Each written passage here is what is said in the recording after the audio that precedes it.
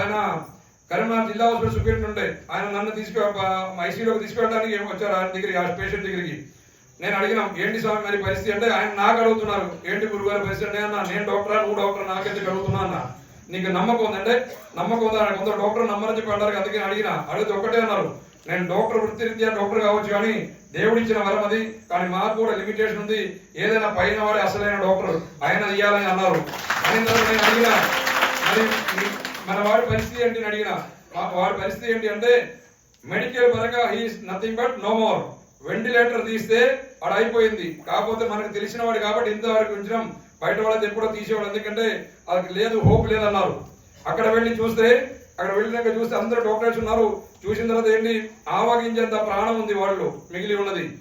ఆ దేవుడి దేవుల వాడి ప్రాణం వాడికి ఒక అదృష్టం ఉంటే ఇంకా మళ్ళీ ఆ ఆవగించిన ప్రాణాన్ని మనం మళ్ళీ పెంపొందించవచ్చు. అందుకని ఒక జపం చేసుకొని మాకు ఒక ఉపదేశం ఉంటుంది, ఆ ఉపదేశంతో శిరస్సు పట్టుకొని జపం చేసిన తర్వాత మరుసటి రోజు అయ్యప్ప స్వామి టెంపుల్లో, కరీంనగర్ అయ్యప్ప స్వామి టెంపుల్లో పూజకు ఏర్పాటు చేయమని చెప్పిన హోమానికి ఈ డాక్టర్స్ వచ్చి కూర్చొని అక్కడ హోమం చేశారు. మరుసటి రోజు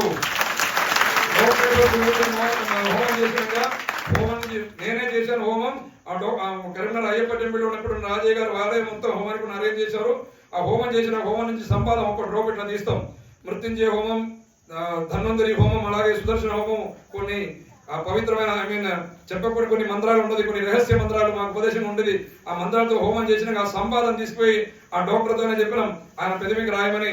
వచ్చిన అది చలనం లేకుండా పడి ఉన్నవాడు ఒకటే చెప్పిన, నేను 3 రోజులు టైం ఇవ్వండి, ఖచ్చితంగా భగవంతుడి శక్తి ఉన్నది, భగవంతుడు చూస్తారన్నా. థర్డ్ డే సాయంత్రం 4:05 వాడు కళ్ళు తెరిచారు. ఇప్పుడు బతికి ఉన్నాను స్వామి, 17 సంవత్సరాలు అయింది. అలాగే 22 మంది ఇప్పుడు బతికి ఉన్నారు. లాస్ట్ ఇయర్ 20 మంది, ఇంకా 2 పెరిగారు ఈ ఇయర్.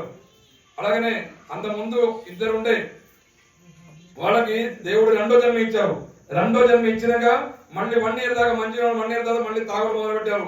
కరెక్ట్ 2.5 సంవత్సరాల నుండి ముందే వాళ్ళు 2 పోయారు. 2వ జన్మ చూడండి, భగవంతుడు ఇచ్చిన జన్మని మనం సాధన చేసి ఎందుకు చెప్తున్నా అంటే, రోజు మీరు ఇంట్లో దీపం పెట్టి ఇందులో వారానికి ఒకసారి మీ దగ్గర ఉన్న గుడికి వెళ్ళండి. వెళ్తే ఇలాంటి రోగాల నుంచి మీరు బయటపడచ్చు. ఎందుకంటే భగవత్ శక్తి ఉంటే గుడికి ఎందుకు వెళ్ళాలి? మీ ఇంట్లో దండం పెట్టుకున్న గుడికి పోవాల్సిన అవసరం లేదంటారు కొందరు. గుడికి ఎందుకు వెళ్ళాలి? మనం అనంత విగాయస్లో విలీనమై ఉన్న స్వామి శక్తిని ఆవాహన చేసిందా చెప్పినట్టు ఎవరో ప్రభుత్వులు ఎవరో మంచి మంచి గురువులు దాన్ని ఆవాహన చేసి ప్రతిష్ఠ చేసి పెట్టి ఉన్నది. ఆ గుడికి ఎంతో మహానుభావులు ఎందరో మంది వచ్చిపోతూ ఉంటారు, మనకి తెలియకుండా కూడా. మన ఋషులు మునులు లాంటి వాళ్ళు అలాంటి ఎంతో మంది వచ్చిపోతూ ఉంటారు. వాళ్ళ పాదరేవును తగిలిన గుడి, ఆ గుడిలో మనం అడుగు పెట్టేటప్పుడు దానిలో ఉన్న పాజిటివ్ అనేది ఆ మనకు తెలియకుండా మనలోకి ఆవరణ అవుతుంది. అందుకే గుడికి వెళ్ళండి, గుడికి వెళ్ళి దర్శనం చేసుకోండి. ఒక 5 నిమిషాలు నా గుడిలో కూర్చొని వెళ్ళండి. నేను ఇందాక చెప్పినట్టు మీరు అవి అక్కడెక్కడ సినిమాలకి వాటికి పోవడానికి మాత్రం గంటల తరబడి మనం వెచ్చిస్తాం, కానీ ఇలాంటిది మాత్రం చెయ్యం. వెళ్తారా అమ్మా? గుడిలోకి వెళ్తారా?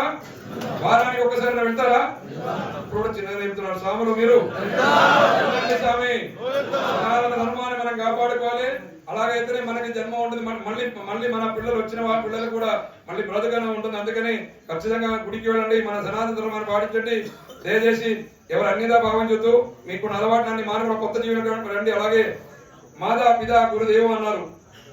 అమ్మా నాన్నని పూజించకుండా, అమ్మా నాన్నని చూడకుండా, అత్తామామల్ని చూడకుండా మీరు ఎన్ని తీర్థాలు మునిగినా, ఎన్ని పూజలు చేసినా, ఎన్ని దీక్షలు తీసుకున్నా కూడా అదన్నీ వ్యర్థం.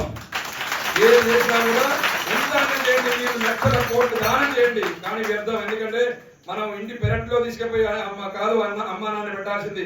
మనం ఉన్నదానికన్నా మంచి స్థితిలో వాళ్ళని చూడండి. మనం ఉన్నదానికన్నా మంచి స్థితిలో వాళ్ళని చూస్తే నీకు కూడా వస్తుంది, నాకు వస్తుంది. ప్రతి ఒక్కరికి వృద్ధాప్యం అనేది మనకు అందరికి వస్తుంది. ఆ వృద్ధాప్యప్పుడు మనం మన తల్లిదండ్రులు ఎలా చూస్తూ అంతకన్నా మంచిగా చూడొచ్చు, అంతకన్నా ఘోరంగా చూడొచ్చు మన పిల్లలు. అందుకని వాళ్ళని మంచిగా చూడండి. మనకి జన్మ కొందరు అంటారు తల్లిదండ్రులు నాకేమి ఇయ్యలేదు, ఏమి ఇచ్చారు, ఏమి ఇయ్యలేదు అంటారు. తల్లిదండ్రులు మనకి ఇవ్వటం కాదు, మనం తల్లిదండ్రులకు ఇవ్వాలి. చేతనైతే వాడు ఏది ఇచ్చారు, వాళ్ళు ఇచ్చారు అంత ఇచ్చారు, మనం పంచుకోవడం కాదు చేయాల్సింది. తల్లిదండ్రులు మనం చేతనైతే వాడు మనకి జన్మనిచ్చారు, ఈ భూమిని చూపించారు. మనకి చిన్నప్పుడు మనల్ని చేతులు పట్టి మన అరిచే పట్టుకొని మన చిన్నప్పుడు పేరు పట్టుకొని నడిపించి మనకి నడకేయడం నేర్పారు. మనకి ఎట్లా బతకాలని నేర్పించారు. మనల్ని విద్యాభ్యాసం ఇచ్చి మనం చేసిన తర్వాత మనం వాళ్ళని చూసుకోవాలి. వాడిచ్చిన ఆస్తి తీసుకొని తింటాం కాదు మనం చేయాల్సింది. వాళ్ళని మనం చూసుకోవాలి. అలా చూసుకుంటే మీ జన్మ సార్థకం అవుతుంది. వాళ్ళు మనకి చేసిన రుణం అనేది మీరు తీరుతుంది. అందుకనే అమ్మా నాన్న వాడు బతికి ఉన్నవాడు ఎంతో అదృష్టవంతుడు స్వామి. తెలియదు మీకు అమ్మా నాన్న విలువ బతికి ఉన్నప్పుడు. వాళ్ళకి రోజు ఇంట్లో మీ అమ్మ ఎక్కడికైనా బయటకు వెళ్ళి అమ్మా నాన్న పాదానికి ఒకసారి దండం పెట్టుకొని పోండి, ఎంత మంచిగా ఉంటుందో మీకు చూడండి. మీ అన్ని పనులు అవుతుంది. అలాగే గీత మీ ఎందరికి చేసేదో మీకు గీత కూడా. గీత ఎవరి ఇంట్లో ఉన్నది? గీత అంటే ఏదో పేరున్న గీత కాదు, అంటే మనిషి గీత కాదు, భగవద్గీత ఎందరింటిలో ఉందమ్మా? చాలా మంది, చాలా సంతోషం. ప్రతి ఒక్కరు ఇక్కడ ఉన్న ప్రతి ఒక్కరికి చెప్తున్నాను, నెక్స్ట్ ఇయర్ నేను అనుకున్న ఈసారి చేయాలని, కానీ ఈసారి నాకు కొన్ని వేరే ఇబ్బందుల వల్ల నాకు వీలు కాలేదు. నెక్స్ట్ ఇయర్ నేను ఎక్కడ పోయిపోయానంటే గీత తీసుకువెళ్తా. మీరు ప్రతి ఒక్కరు కూడా కనీసం ఒక 100-150 రూపాయలు ఇస్తే గీత భగవద్గీత మనకు దొరుకుతుంది. ప్రతి ఇంటిలో గీత ఉండాలని తీసుకుంటారమ్మా? ఎవరు చెప్పట్లేదు, తీసుకుంటారా? మీరు భగవద్గీత ప్రతి ఇంటిలో ఉంటే మీకు ఎలాంటి దోషము నా గీత పవిత్ర గ్రంథం అది మన పూజా గదిలో ఉంటే చాలు. ఆ చెడు అనేది మీ దగ్గరికి రాదు, మీ దరిదాపుకి రాదు. అలాగే మీకు ఎలాంటి బాధలు ఉన్నా మీరు ఆ భగవంతుడికి మంచి దండం పెట్టుకుని, ఎన్నో బాధలు ఉంటాయి, ఎన్నో రోగాలు, అన్ని బాధలతో జనాలు అందరూ ఇబ్బంది పడుతుంటారు, మన స్వాములందరూ. అలాంటప్పుడు మీకు ఎలాంటి బాధలు ఉన్నా కూడా మంచిగా భగవంతుడికి దండం పెట్టుకుని, ఆ విష్ణుమూర్తిని దండం పెట్టుకుని ఒక్కసారి ఆ భగవద్గీత చేసి చూడండి. ఏ అధ్యాయం వస్తుందో ఆ అధ్యాయంలో మీకున్న బాధ ఉంటది. ఆ బాధకున్న విరుగుడు, ఆ బాధకి ఎలాంటి దానికి ఉన్న ప్రాయశ్చిత్తం కూడా దాంట్లోనే ఉంటుంది. ఆ బాధ పోవడానికి ఉన్నది ఏందో అది కూడా దాంట్లోనే ఉంటుంది. అందుకే చెప్పేది గీత అనేది ఒక్కసారి, నేను చెప్పింది అర్థమైందా స్వామి? గీత అనేది ఒక్కసారి మీరు మీ బాధ మనసులు అనుకొని స్వామి అని చెప్పి ఆ స్వామిని తలుచుకొని నారాయణమూర్తిని దర్శనం ఒక్కసారి గీత తెలిసి చూడండి. ఏ అధ్యాయం వస్తుందో ఆ అధ్యాయంలో నీ బాధలు ఉన్నది. నీ బాధ పోవడానికి ఉన్న ఆ ఒక ఏమంటారు అది సొల్యూషన్ అనేది కూడా, ఆ సొల్యూషన్ కూడా దాంట్లోనే ఉంటుంది. అందుకే చెప్పేది ప్రతి ఇంట్లో గీత ఉండాలి. ఏదో చనిపోయేటప్పుడు పెట్టడానికి ఉన్నది కాదు గీత. ప్రతి ఒక్కరు కూడా మీ పిల్లల్ని నేర్పండి గీతా చరణాలు. రోజు ఒక్కొక్కటి చెప్పిన నేర్పండి. స్వామి నేర్పుతారమ్మా? మీరు మాతలు ముందు పడితేనే మాతృ జరుగుతుందమ్మా. మీరు నేర్పండి. అలాగే ప్రతి ఒక్కరు కూడా అలాగే ఇంకొకటి మనం అగ్నిగుండం చేస్తున్నాం స్వామి. అగ్నిగుండం తొక్కుతే తప్ప తొక్కటం అనకూడదు స్వామి. అగ్ని నడవటం అది అగ్ని పూజ అనేది అది తప్పు అని చెప్పి చాలా కొందరు అంటూ ఉంటారు. అగ్ని పూజ అంటే కేరళలో మీరు గూగుల్లో ఆళి పూజ అని చెప్పి టైప్ చేసి చూడండి, మీకు వస్తుంది అది. ఎందుకంటే పురాతన కాలం నుంచి ఏన్షియంట్ టెంపుల్స్ లో, కేరళ అన్ని టెంపుల్స్ లో జరుగుతున్నది ఆళి పూజ అంటారు. ఆళి పూజ అంటే ఏంటి? నిప్పులు ఇట్లా కుప్పలు పోసిన తర్వాత ఆ మేళం వాయిస్తుంటారు. లోపల పూజ అయిపోయినాక అయ్యగారు వచ్చి ఆ అగ్నిదేవుడిని ఆహ్వానం చేసి శాంతి పరిచిన తర్వాత అయ్యగారు తన చేతిలో ఫస్ట్ పైకి ఇట్లా ఎత్తేస్తారు, పైకి నిప్పిని అగ్నిని. తర్వాత మళ్ళీ స్వాములందరూ కూడా మేళం వాయిస్తున్నారు. ఆ స్వాములందరూ మీద వేస్తున్నారు, కానీ మన మీద పడుతున్నది, పక్కన పడుతున్నది, మనం తొక్కుతూ మనం దాని మీద నుంచి వెళ్తూనే ఉంటాం. కానీ ఎవరికి ఏం కాదు. ఎందుకంటే మనం ఏం చేయాలంటే ఇది మనం దీక్ష తీసుకొని ఎంతో పవిత్రంగా ఉన్నాం.